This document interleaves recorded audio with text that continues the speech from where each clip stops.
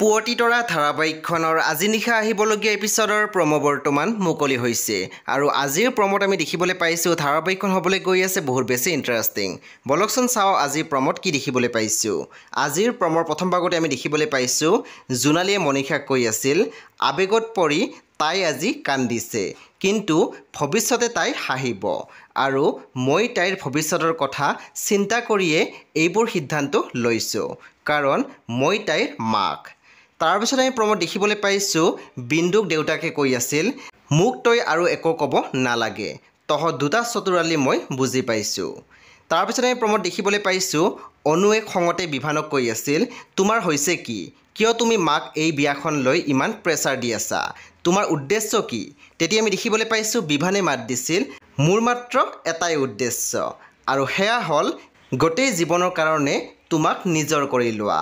কথাখিনি শুনি আমি দেখিবলৈ পাইছোঁ অনুৱে বিভানৰ পিনে চাই আছিল। চ' বন্ধু বান্ধৱীসকল আজি নিশা 9 বজাত ৰং টিভিত আহিবলগীয়া পুৱতি তৰা ধাৰাবাহিকখন খুবেই বেছি ইণ্টাৰেষ্টিং হ'বলৈ গৈ আছে। চ' আপোনালোকে চাবলৈ একেবাৰে নাপাহৰিব। পৰৱৰ্তী আপডেটৰ বাবে আপোনালোকে আমাৰ চেনেলটো ছাবস্ক্ৰাইব কৰি কাষত থকা বেল আইকনো টিপি দিবলৈ একেবাৰে নাপাহৰিব।